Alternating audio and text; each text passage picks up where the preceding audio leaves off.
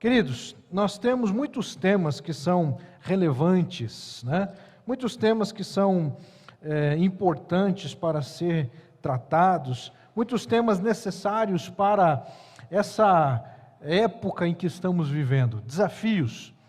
Tanto isso é verdade que nós criamos um curso nesse semestre chamado Curso Contra a Cultura, onde temos discutido, por exemplo, questões sensíveis, como aborto, questões de ideologia de gênero, questões vinculadas. Hoje pela manhã estudamos, por exemplo, sobre imigração, sobre racismo, sobre questões sensíveis da nossa época.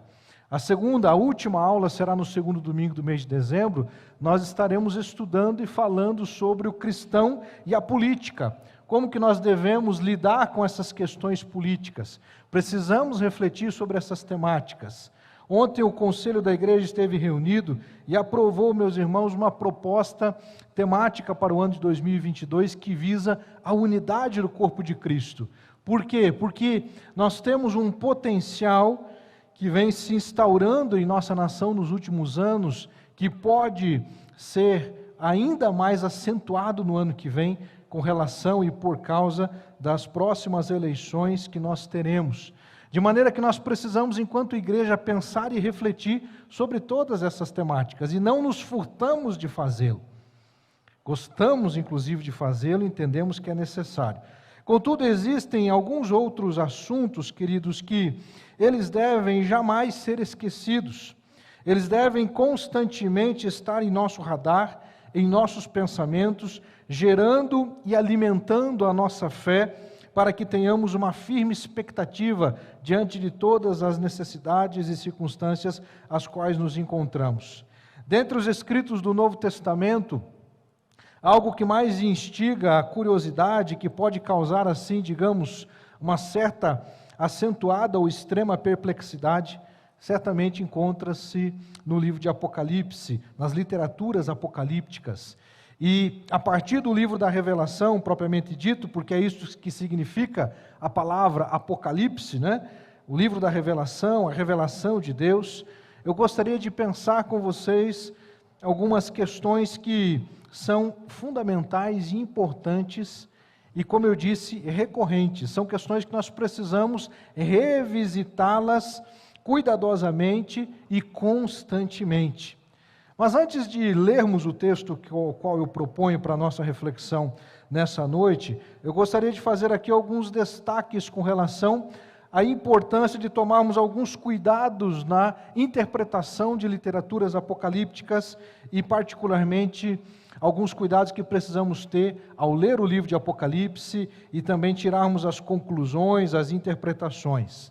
Cuidar com as aplicações literais ao que foi escrito de modo simbólico, o que é uma das falhas, ou um dos erros mais comuns que nós encontramos. Exagerar nas interpretações que pendem para o fantasioso e por demais caricato, por assim dizer. Também precisamos tomar cuidado para não querer atribuir significado para tudo. Isso é um aspecto importante, queridos, porque o meio evangélico, ele tem uma tendência à analogia, a um uso exagerado da metáfora.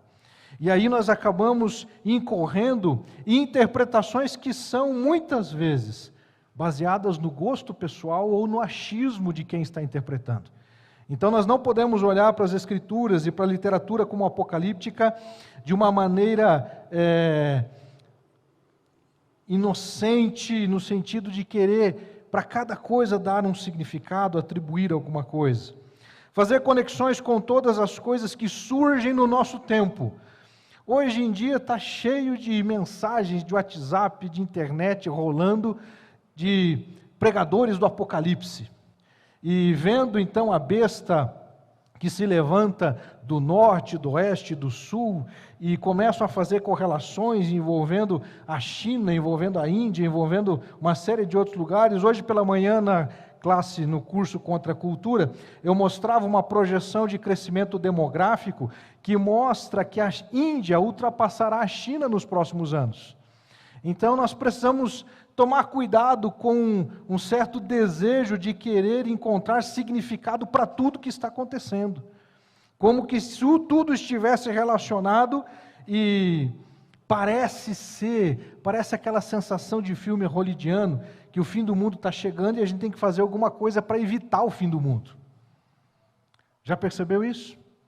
Pois é, o mundo irá terminar, queridos, não tem jeito, tá? Não adianta, isso vai acontecer. Outro problema recorrente está em colocar o livro do Apocalipse dentro de uma cronologia. Nós muitas vezes queremos insistir e encontrar ali elementos que vinculam ao século 7, 8, 12 e principalmente ao século 21.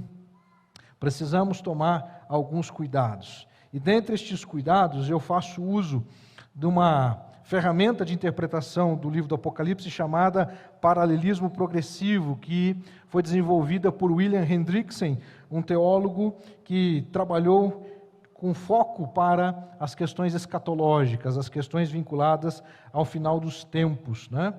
E eu quero chamar a sua atenção, volta um slide antes ali, para mostrar o seguinte, irmãos, se você deseja se aprofundar nesse assunto, ao qual eu apenas fiz aqui uma rápida introdução, nós temos uma série denominada Final dos Tempos, com 5 estudos. 5 estudos sobre o final dos tempos. Essa série foi feita no mês de janeiro de 2021. Está no YouTube, as 5 aulas, você tem condições de entrar lá, acessar, aprender. A aula número 4 é a principal vinculada ao tema dessa noite. Por isso eu trago aquela outra tela que o Márcio já tinha colocado lá. Daniel pode colocá-la novamente. Aqui, irmãos, eu obviamente não vou me ater em tantos detalhes, mas o paralelismo progressivo, ele descreve o livro de Apocalipse em cenas. Então, as 3 primeiras cenas são aquelas 3 primeiras linhas ali com fundo branco. Então, o livro se divide em 2 divisões, as 3 primeiras cenas e as 4 próximas. Cada uma destas cenas descreve algo que está acontecendo simultaneamente. Então, quando você tem lá as 7 taças, as 7 trombetas, os 7 selos, às vezes alguns querem colocá-los como que de um modo cronológico, cada um acontecendo dentro de um tempo. O que Hendricks está propondo para nós é que ele mostra que o livro do Apocalipse ele foi forjado dentro de um pensamento diferente do nosso, que é um pensamento ocidental linear, mas dentro de um pensamento oriental que trabalha com um aspecto de espiral, são ciclos que vão acontecendo. Então você vai identificar, eu quero destacar ainda essa imagem ali, a primeira coluna à sua esquerda, primeira vinda de Cristo, em destaque no verde. A última coluna lá em azul, novo céu e nova terra. Dentro desse período existem aqui todos os elementos contidos no Apocalipse, e obviamente que não é propósito e nem é adequado a gente agora se dedicar a detalhar tudo isso. O meu interesse nesse momento é instigar sua curiosidade e dizer que tem muito mais para você aprender. Eu percebi que tem 76 visualizações na aula desse tema, do livro do Apocalipse. Eu espero que essa semana esse número possa dobrar. Amém, irmãos? Porque aí você vai poder se aprofundar nesse assunto, nesse tema. Mas, pastor, por que você está falando sobre isto? Porque eu quero, meus irmãos, me ater em 2 textos do livro do Apocalipse, para que nós possamos, a partir dessa leitura bíblica, entender que o livro do Apocalipse, as revelações apocalípticas, as revelações bíblicas, elas causam 2 efeitos: inquietudes ou quietudes. Você pode ficar inquieto ou desfrutar de uma quietude, de uma paz de espírito, de coração, se nós entendermos o que as Escrituras estão dizendo. Convido você a acompanhar comigo a leitura que farei, com base na nova tradução da linguagem de hoje, Apocalipse capítulo 6. Peço que você tenha um pouco de paciência, calma comigo. Alguns assim, lá vem o pastor ler um monte de texto bíblico. Irmãos, tendo em vista que as estatísticas e os dados apontam para uma crescente diminuição, estou provocando aqui, uma crescente diminuição da leitura das Escrituras, porque é um paradoxo, porque em todo o tempo na história, nunca a Bíblia foi tão acessível às pessoas, e nunca ela foi tão deixada de lado. Então eu quero convidar você a acompanhar comigo a leitura da Palavra de Deus, abrir o seu coração para aquilo que o Espírito deseja falar contigo nessa hora, amém? Então vi o Cordeiro quebrar o primeiro dos 7 selos, e ouvi um dos 4 seres vivos dizer com voz forte, como o barulho de um trovão: venha! Olhei e vi um cavalo branco, o seu cavaleiro tinha um arco, e lhe deram uma coroa de rei, e ele saiu vencendo e conquistando. Depois o Cordeiro quebrou o segundo selo, e ouvi o segundo ser vivo dizer: venha! Aí saiu outro cavalo que era vermelho. O seu cavaleiro recebeu o poder de trazer a guerra ao mundo, a fim de que as pessoas matassem umas às outras. E ele recebeu uma grande espada. Então o Cordeiro quebrou o terceiro selo, e ouvi o terceiro ser vivo dizer: venha! Olhei e vi um cavalo preto. O seu cavaleiro tinha uma balança na mão.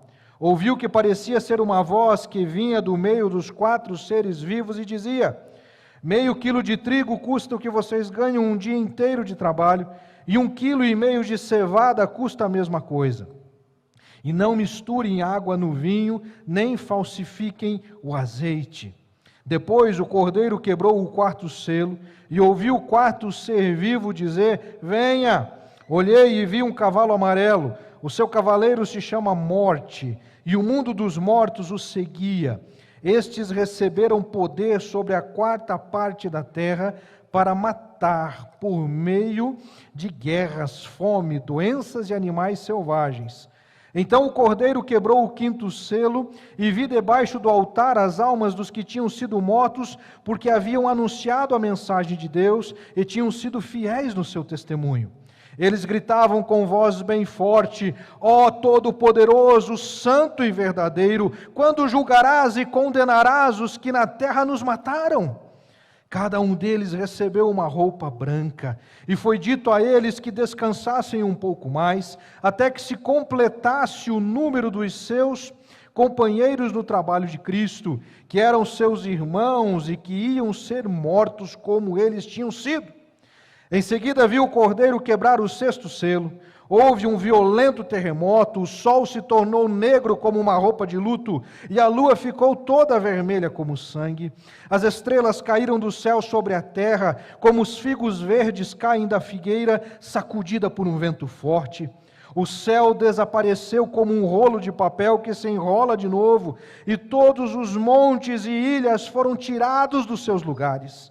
Então os reis do mundo inteiro, os governadores e os chefes militares, os ricos e os poderosos e todas as outras pessoas, escravas ou livres, se esconderam nas cavernas e debaixo das rochas das montanhas e gritavam para os montes e para as rochas: caiam sobre nós e nos escondam dos olhos daquele que está sentado no trono e nos protejam da ira do Cordeiro, pois já chegou o grande dia da ira deles, e quem poderá aguentá-la? Capítulo 7, a partir do verso 9. Depois disso, olhei e vi uma multidão tão grande que ninguém podia contar. Eram de todas as nações, tribos, raças e línguas. Estavam de pé diante do trono e do Cordeiro, vestidos de roupas brancas, e tinham folhas de palmeira nas mãos, e gritavam bem alto: do nosso Deus que está sentado no trono, e do Cordeiro vem a nossa salvação. Todos os anjos estavam de pé em volta do trono, dos líderes e dos 4 seres vivos. Então eles se jogaram diante do trono, encostaram o rosto no chão e adoraram a Deus, dizendo: amém! Ao nosso Deus pertencem para todos sempre o louvor, a glória, a sabedoria, a gratidão, a honra, o poder e a força. Amém! Um dos líderes me perguntou: quem são estes que estão vestidos de branco? De onde foi que vieram? Eu não sei. O Senhor sabe, respondi. Então ele me disse: estes são os que atravessaram, sãos e salvos, a grande perseguição. São as pessoas que lavaram as suas roupas no sangue do Cordeiro e elas ficaram brancas. É por isso que essas pessoas estão de pé diante do trono de Deus e o servem de dia e de noite no seu templo. E aquele que está sentado no trono as protegerá com a sua presença. Elas nunca mais terão fome nem sede, nem o sol, nem qualquer outro calor forte as castigará. Pois o Cordeiro que está no meio do trono será o pastor dessas pessoas e as guiará para as fontes das águas da vida, e Deus enxugará todas as lágrimas dos olhos delas. Amém? Eu espero, irmãos, em nome de Jesus, que diante de um texto como esse, você possa, de fato, procurar refletir e pensar em sua trajetória, em sua caminhada, em suas convicções. O mundo segue um percurso que busca satisfazer os desejos, as vontades, que busca construir patrimônios, que busca deixar legados neste mundo, que procuram, meus queridos, deixar o seu nome, de algum modo, em destaque. É isso que o mundo busca. E é isso que muitos homens e mulheres de Deus que não deveriam estar buscando, estão buscando também nesse tempo. É interessante observarmos, queridos, que quando tudo caminha tranquilamente ou dentro de um certo controle, nós nem sempre oramos com a intensidade que poderíamos estar orando. Nem sempre nós nos voltamos para as Escrituras com o verdadeiro desejo de entender e de crescer e de dizer ao Senhor e de orar ao Senhor: Pai, eu quero que realmente a Tua vontade seja feita. Às vezes, e muitas vezes, dizemos isto por uma mera formalidade de uma oração, mas não estamos dispostos verdadeiramente a encarar a vontade de Deus, porque preferimos ou desejamos que a nossa prevaleça em detrimento à vontade do Eterno. Quando nós olhamos para um texto como esse, com certeza, meus queridos, ele gera indignação no coração de muitas pessoas. Gera inquietação no coração de muitas pessoas. Lembro-me, aos 11 anos de idade, quando eu fui convidado por um casal de vizinhos para ir com eles num determinado culto. E a placa que estava naquela igreja, estava uma faixa escrita bem na frente da fachada e também dentro do espaço, no templo, dizendo: o fim vem, prepara-te. Quando eu cheguei naquele lugar e eu vi aquela frase, meu coração ficou inquieto. E eu comecei a tentar me justificar. E começar, inclusive, a tentar argumentar dizendo: não é bem assim. O texto que nós lemos, meus irmãos, ele obviamente é cheio de simbolismos. Entendemos, claro, que não se trata de uma literalidade com cavalo branco, preto, amarelo, vermelho, mas que eles representam situações apocalípticas que estão se desenrolando ao longo da história, dentro deste processo cíclico, que vai cada vez mais culminar com os eventos finais do fim. Presta atenção nisso. Dentro do período chamado o fim dos tempos, nós temos o início do fim dos tempos e nós temos o fim dos tempos. Para ficar bem claro, o início do fim dos tempos começou quando? Com a primeira vinda de Cristo. Ali é o início do fim. Ali começa o final dos tempos. E o fim desse final dos tempos se concretizará com a sua segunda vinda, com a volta de Jesus, que é exatamente o que o texto vai descrever para nós. Você deve ter se familiarizado com alguns detalhes ao lermos esse texto, né? Por exemplo, ele vai falar aqui do cavalo preto, no capítulo 6, verso 5, e diz que o cavaleiro tinha uma balança na mão, balança representa julgamento, e esse julgamento está vinculado também a algo que afeta a economia do mundo. Tanto que no verso 6 ele vai dizer, meio quilo de trigo custa o que vocês ganham num dia inteiro de trabalho, e 1,5 quilo de cevada custa a mesma coisa. Percebam, meus queridos, que crises econômicas, em que produtos ficam superfaturados, é muito comum e natural em momentos de crise. Tudo sobe, tudo fica mais caro, que é exatamente o que nós também estamos vivendo nesse tempo. E talvez para nós que estamos vivendo nesse tempo e que estamos nos deparando com uma crise econômica que afeta uma parcela da população, porque outros, inclusive, ao contrário, estão sendo muito beneficiados. E isso é um outro paradoxo que se constitui, porque as crises, meus irmãos, dentro de sistemas políticos, independentemente de quais sejam, eles revelam o quanto da natureza humana é falha, porque a nossa natureza, meus queridos, ela se aproveita das crises e acaba favorecendo uns em detrimento a outros. Então poderíamos dizer que o que estamos vivendo é um sinal do fim, então amanhã Jesus está voltando. Não. O que isso mostra é que faz parte desse processo do fim dos tempos. Estas crises caóticas, elas existem do passado e existirão, só que numa escalada cada vez maior. A intensidade vai sendo cada vez maior. De modo que nós podemos olhar para o livro de Apocalipse e entender que sim, conquanto cada criança venha a nascer, esta criança, ela potencialmente enfrentará um mundo mais difícil do que o anterior. O que isso não pode ser assumido como uma verdade absoluta. Por quê?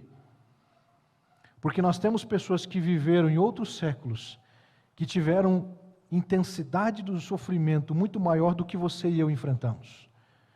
Então, se nós usarmos essa lógica, para aquelas pessoas, Jesus já teria que ter voltado. E aqui está um detalhe importante, um elemento importante para interpretarmos o livro do Apocalipse. Geralmente nós temos a tendência de interpretar as literaturas apocalípticas a partir da minha visão pessoal.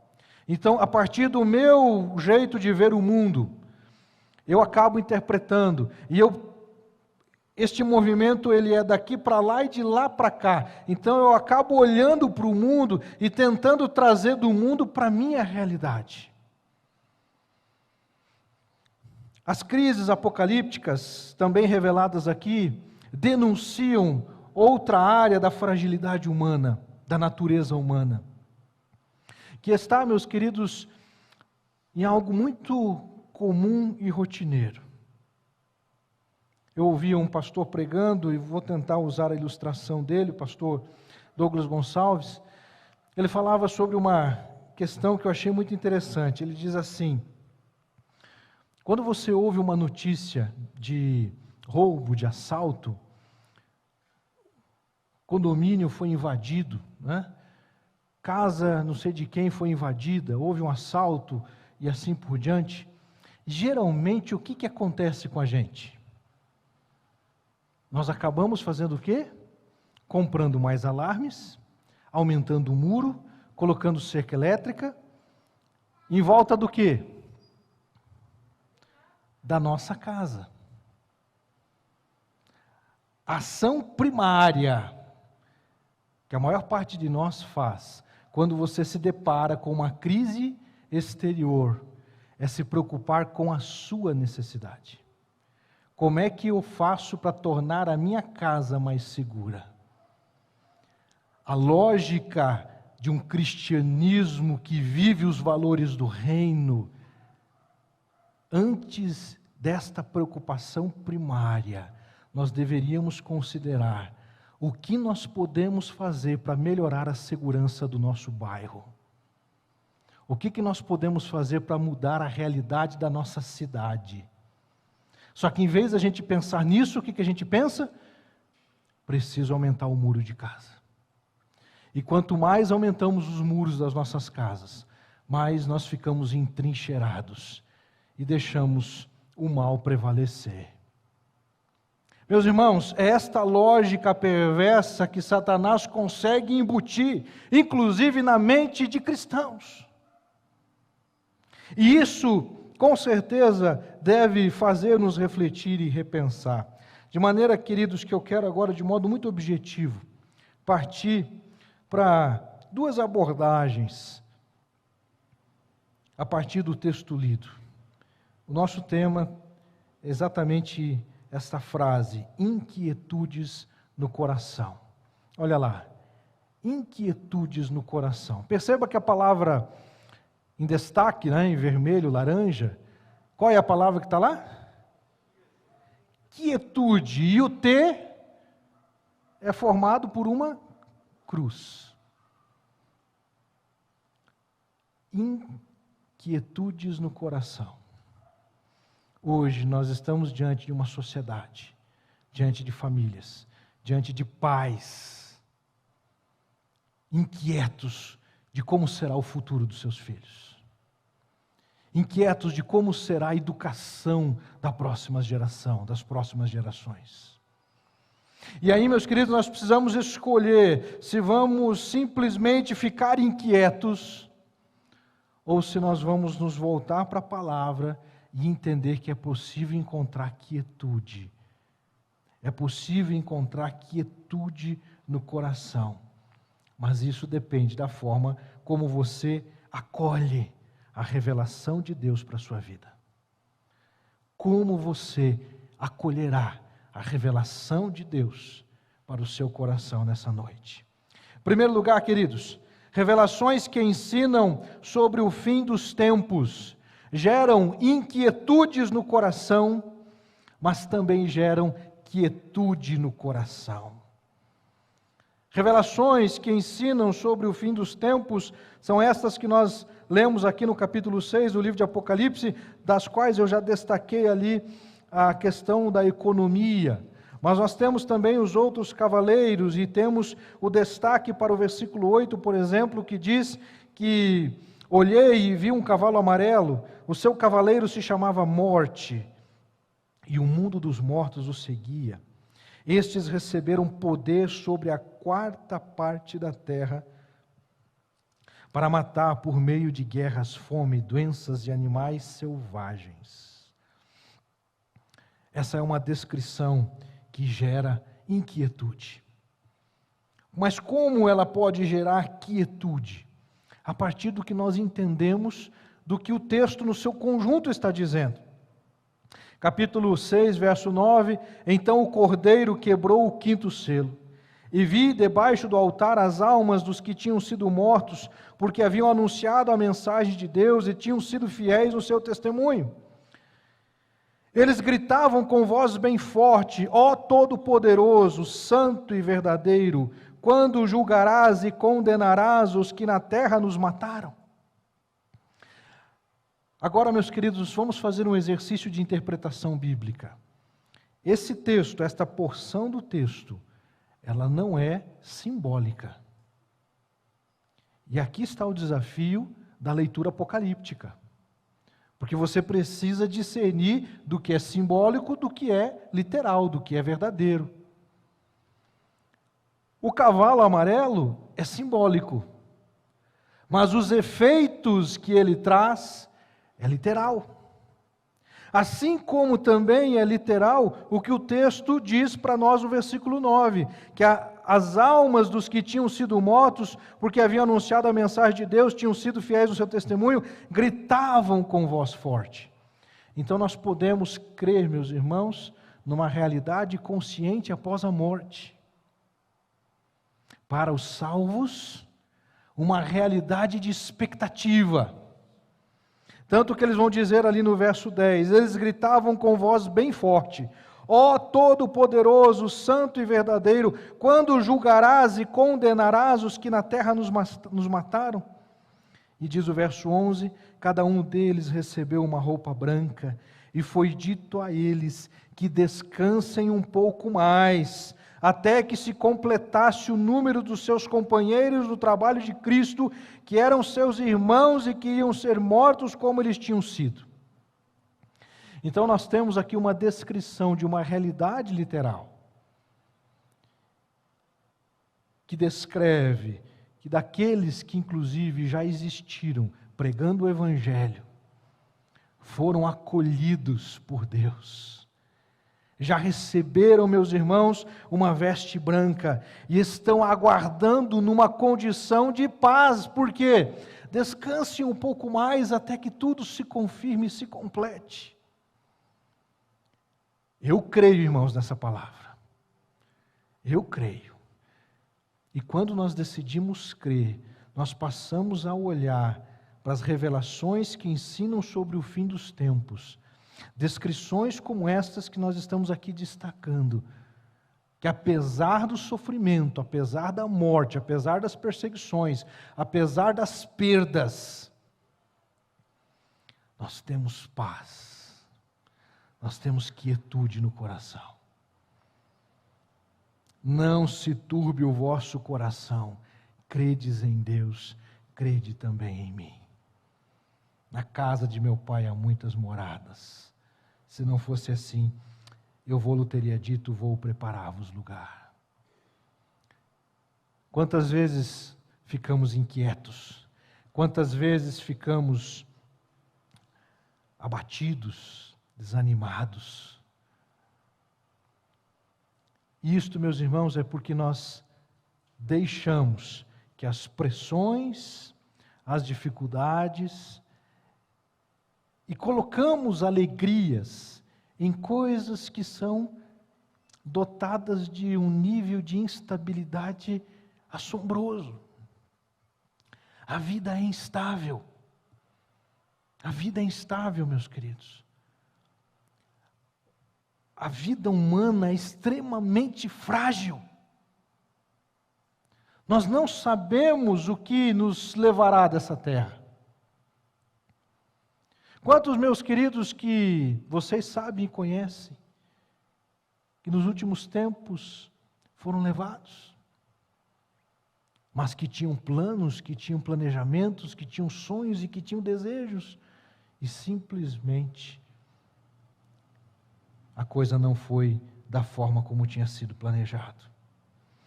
Quando então, meus queridos, nós depositamos alegria, prazer e satisfação somente nestas coisas que são passageiras e efêmeras, nós estaremos com o coração sempre inquieto.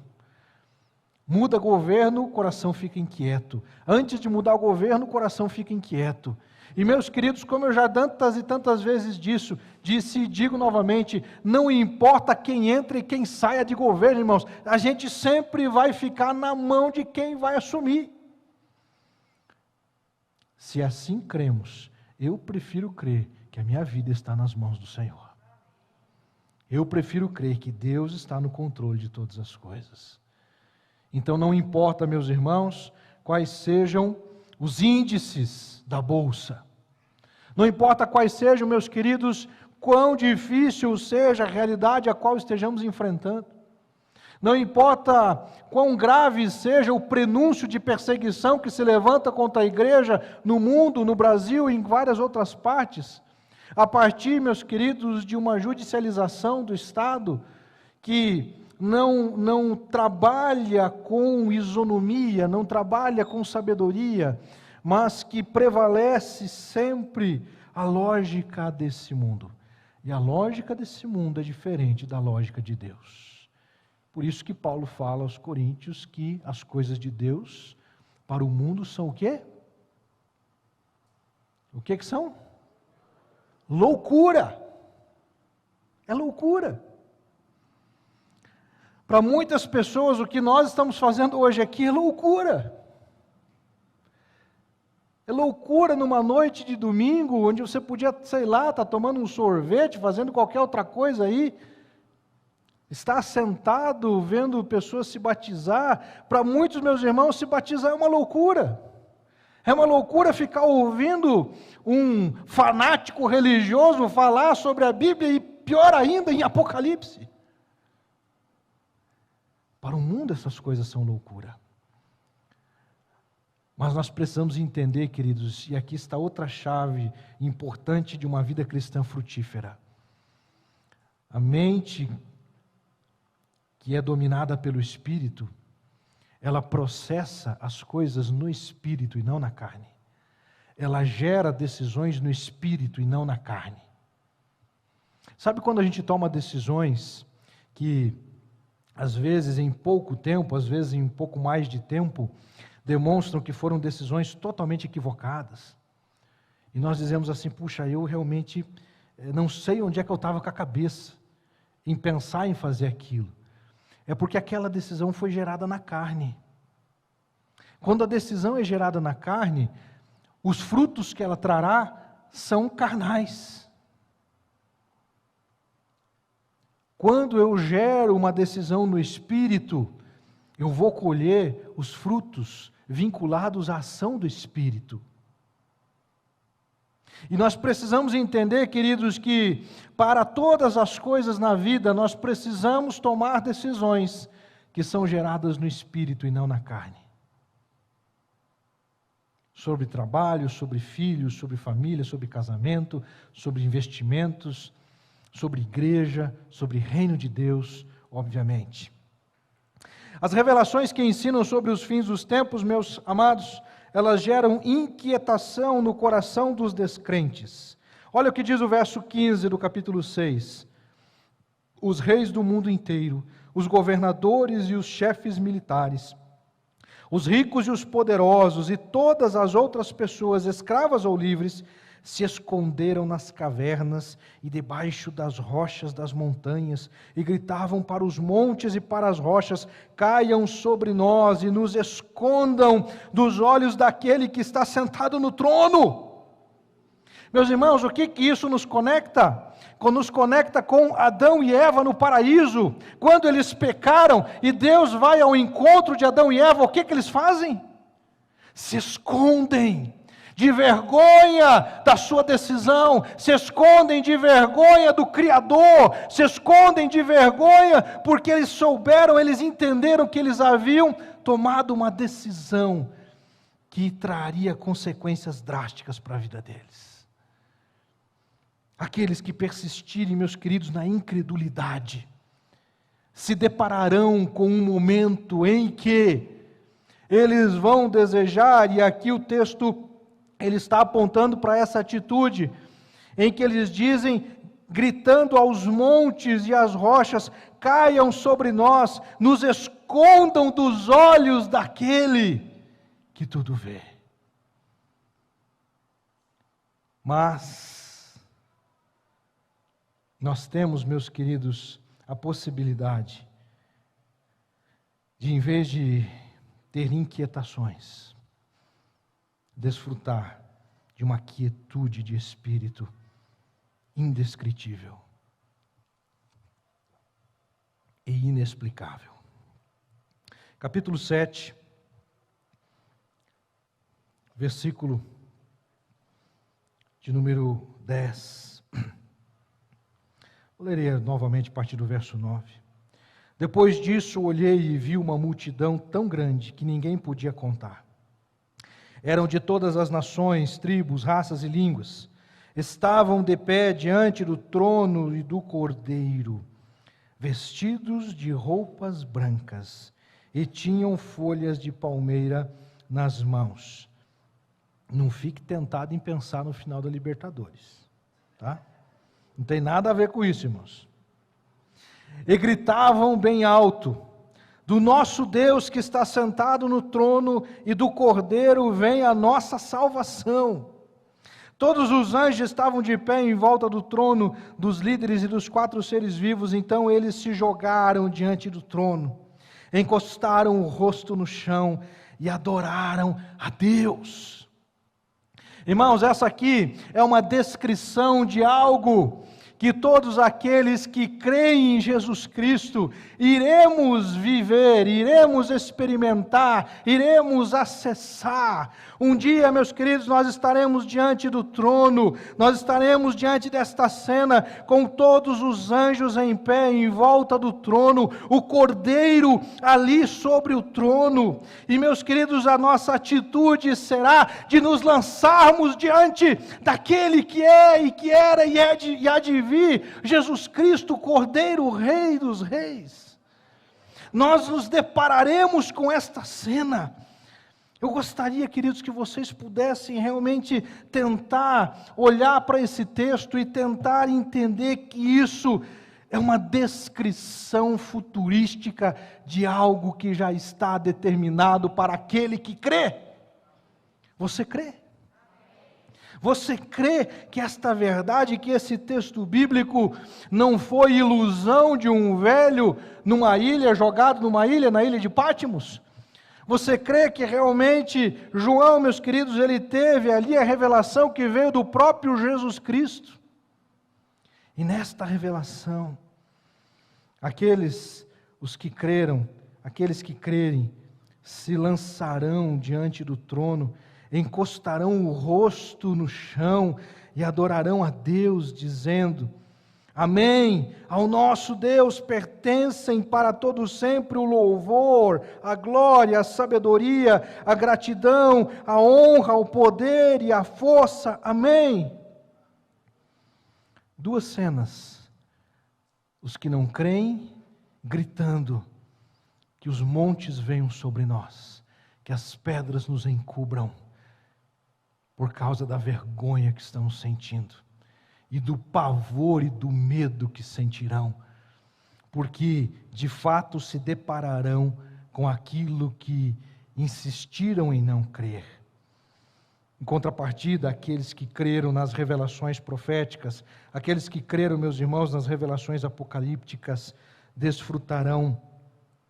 E diz o texto bíblico que eles são aqueles vestidos de branco, e João então responde à pergunta, um dos líderes perguntou a ele: quem são estes que estão vestidos de branco? De onde foi que vieram? Eu não sei, o Senhor sabe. Respondi. Faço um parênteses aqui, meus queridos, para algo muito importante. João, o apóstolo,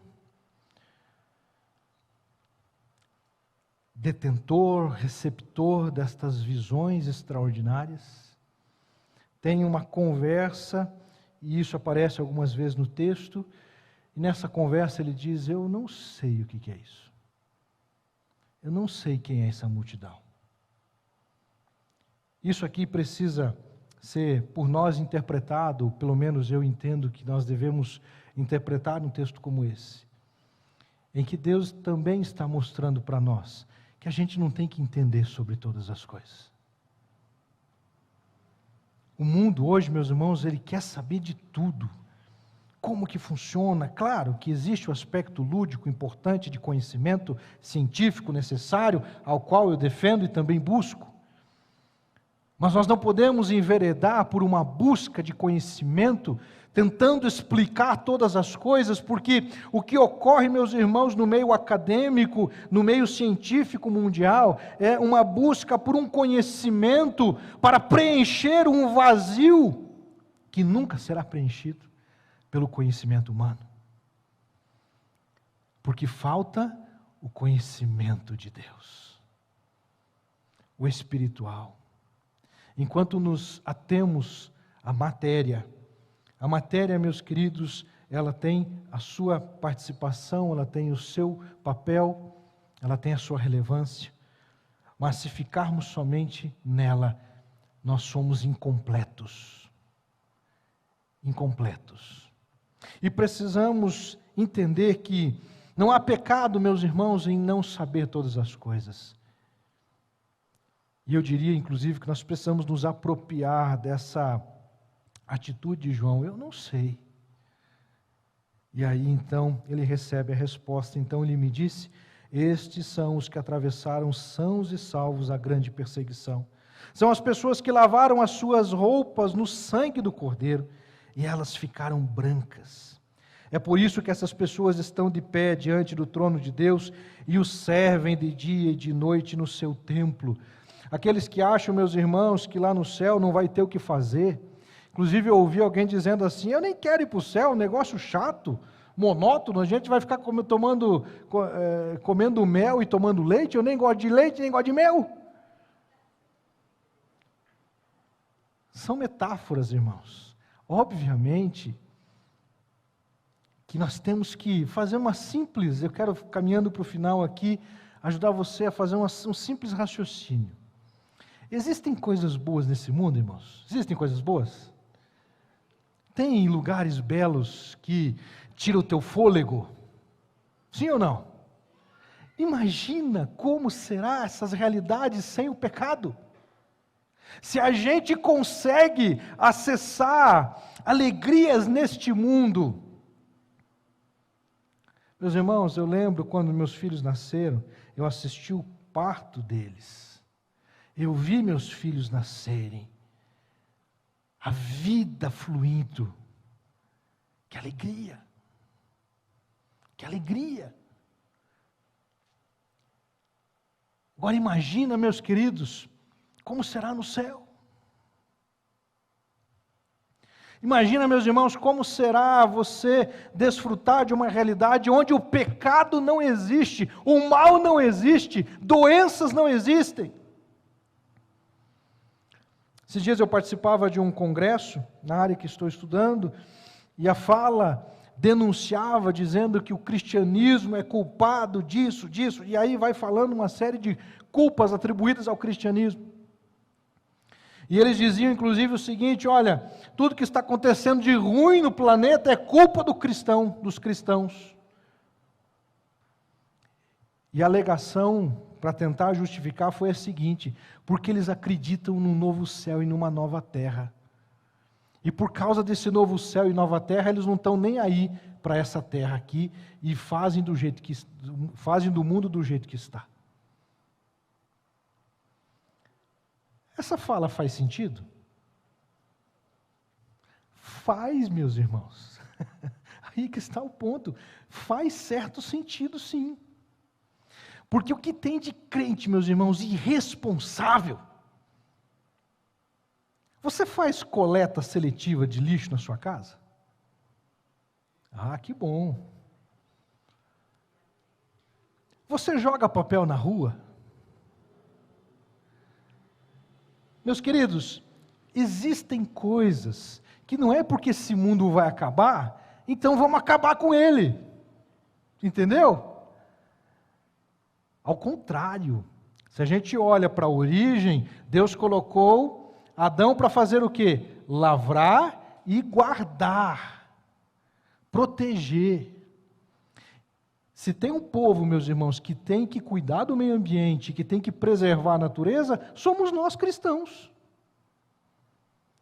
Agora, é óbvio que a fala que eu acabei de mencionar há pouco é uma fala de alguém, a partir da sua cosmovisão, tentando achar culpados, que é uma atitude natural da maioria de nós. A gente sempre quer achar culpados. A gente sempre quer achar culpados para tudo. Então eles estão fazendo esse tipo de atribuição. É fato, meus irmãos, que infelizmente na história do cristianismo nós temos muitos erros cometidos por cristãos. Mas isto não justifica e não significa, e de modo algum deve ser por nós aceito.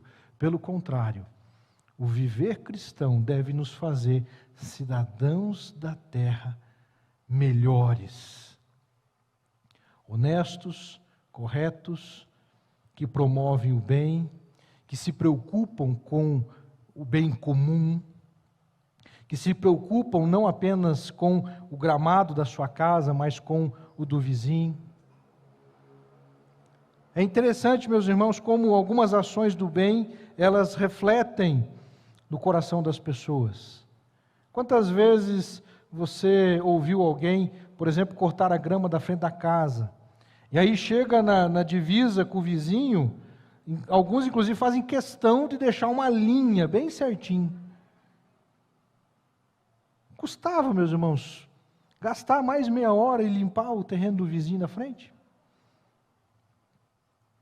São pequenas ações que fazem uma grande diferença. Só que nós estamos inseridos num mundo em que o que prevalece é o meu cercado. E aí, como dizia aquele cântico, cada um no seu quadrado. Que já é meio antigo.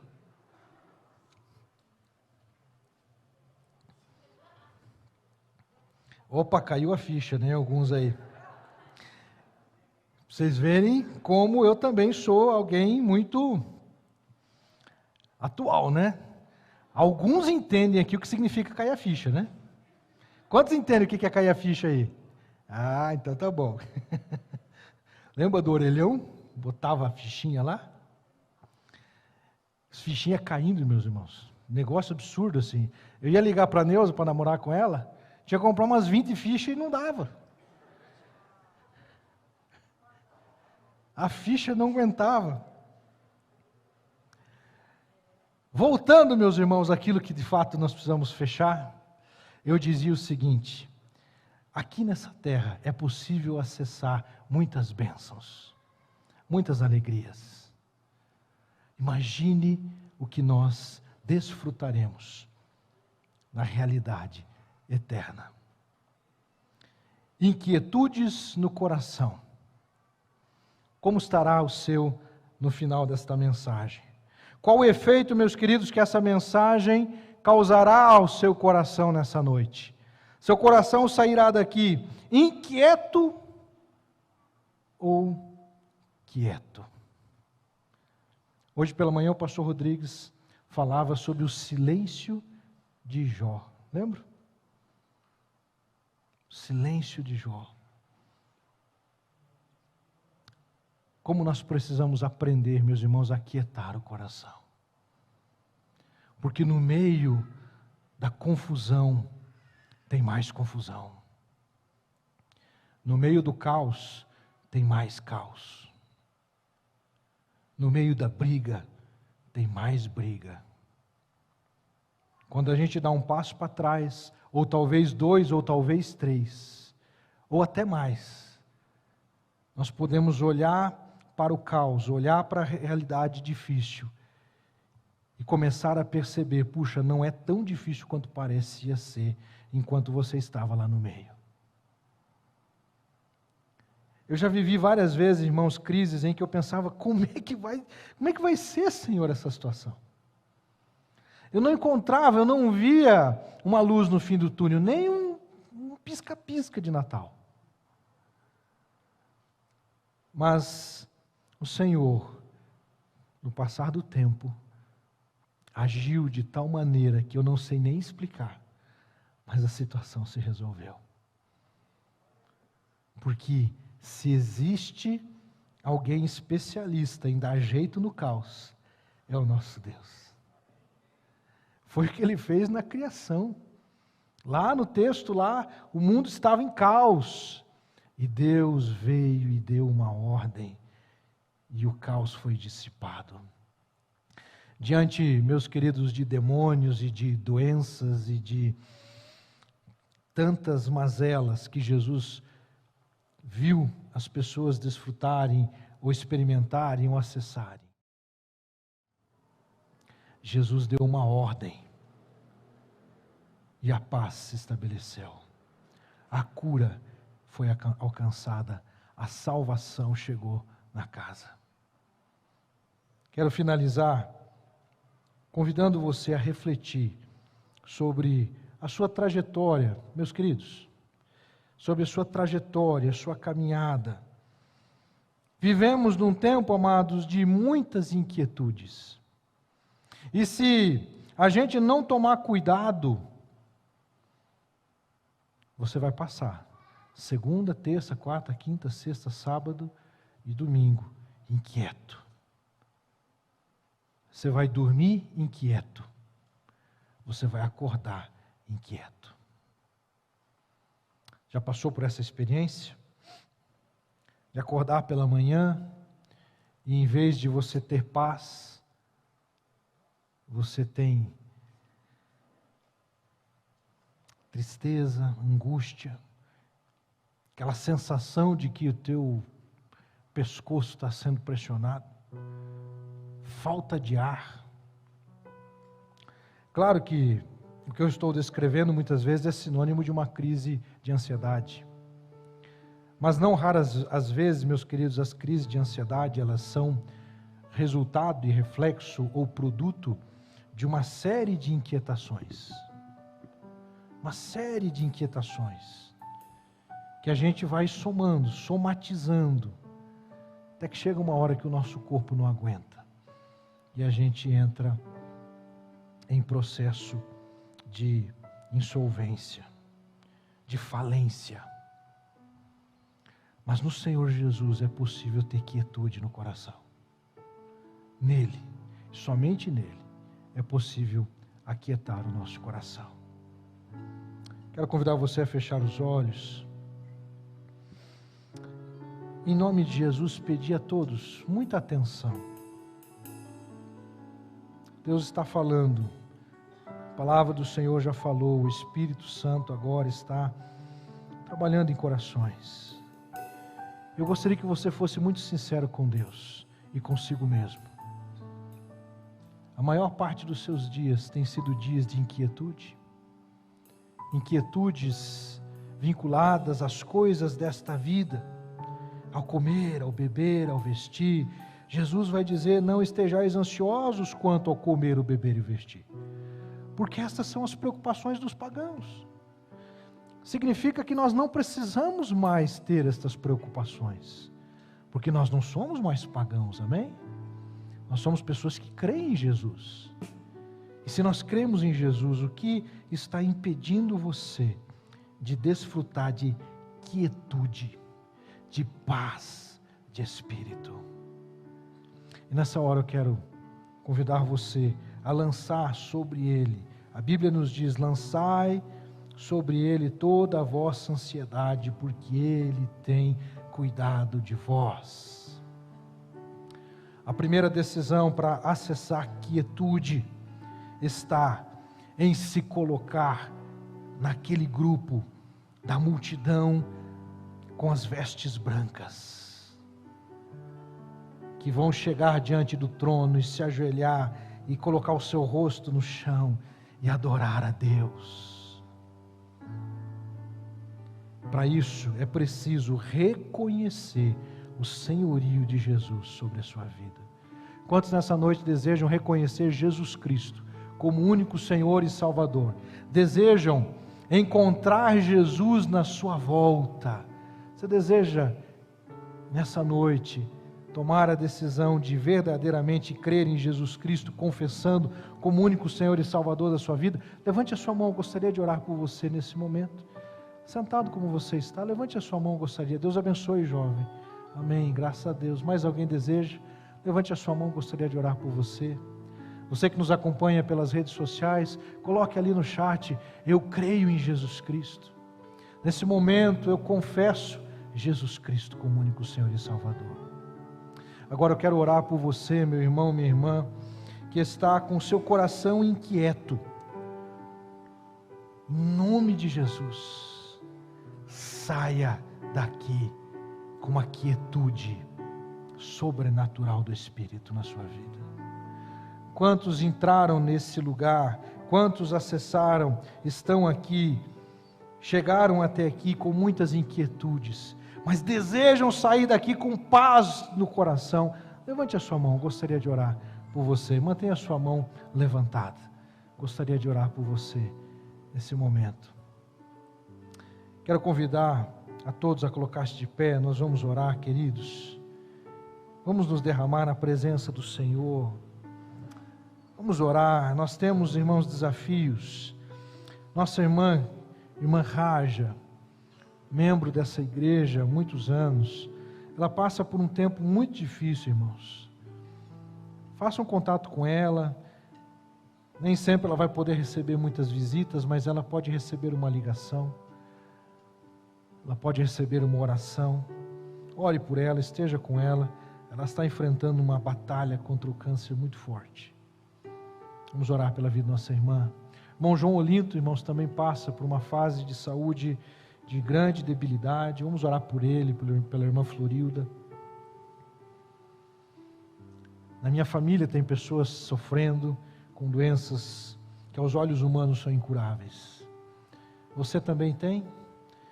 Quais são as inquietações? Se você tem algumas, vem aqui à frente. Vamos orar nesse momento, colocando diante do Senhor tudo aquilo, meus queridos, que inquiete o nosso coração. Vamos nos colocar diante do altar de Deus. Um dia estaremos diante do trono do Todo-Poderoso, mas hoje já nos apresentamos aqui humildemente. Você que levantou as mãos dizendo, eu cheguei inquieto, mas eu quero sair daqui com paz. Você que levantou a mão entregando sua vida para Jesus, vem aqui à frente. Vamos orar nesse momento, amados, em nome de Jesus. Vamos ser intrépidos, corajosos, nos apresentarmos diante do Senhor. Senhor nosso Deus e Pai, em nome de Jesus, no nome daquele que suportou a dor da cruz, sobre ele foi colocado o peso do pecado da humanidade, o meu e o pecado de cada um de nós. Mas ele ressuscitou dentre os mortos e voltará. Por isso, ó Pai, neste momento nós nos alegramos. E eu quero pedir por estes irmãos e irmãs que estão aqui, queridos, ó Pai, que por razões diversas estão, ó Pai, com inquietações, estavam inquietos, mas em nome de Jesus, que eles possam acessar a paz que vem do Senhor, a paz que excede todo entendimento, e que este coração volte para casa em paz, desfrute de um lar em paz. Pai, nós oramos por aqueles que estão sofrendo dores na alma, dores emocionais, mas dores no corpo causada por enfermidades. Pai, nós oramos nesta hora pedindo ao Senhor um milagre, uma intervenção sobrenatural da parte do Senhor nesta hora. Visita a tua filha, irmã Raja, ali na sua residência, na sua casa, que o local onde ela está possa, Deus, neste momento ser tomado pela tua presença, Senhor. Que haja um mover do teu Espírito, também, ó Deus, sobre a vida do irmão João Olinto, da irmã Florilda. Pedimos, ó Pai, a tua graça, a tua intervenção sobre eles. Oramos, ó Pai, por todos que conhecem e sabem de alguém que está na luta, Pai, contra uma enfermidade, uma batalha, uma provação. Que venha da parte do Senhor uma palavra, ó Deus, dissipando as trevas, colocando ordem no caos, em nome de Jesus. Visite e abençoe aquele que está desempregado, abrindo uma porta nesta semana, Senhor. Abre uma porta, ó Deus, de trabalho, de emprego. Em nome de Jesus, nós pedimos ao Senhor intervenção na vida dos teus filhos e filhas. Nos dá sabedoria, Pai, para podermos tomar decisões geradas no Espírito e não na carne. Ó Deus, nós suplicamos ao Senhor. E oramos ao Senhor, e agradecemos ao Senhor, em nome de Jesus, e para a glória do Senhor. Amém. Graças a Deus. Amém. Você está feliz, querido? Uma salva de palmas ao Senhor. Melhor, meus irmãos, mais bonito esse negócio aí, em nome de Jesus, é para Ele, para a glória e honra somente dEle.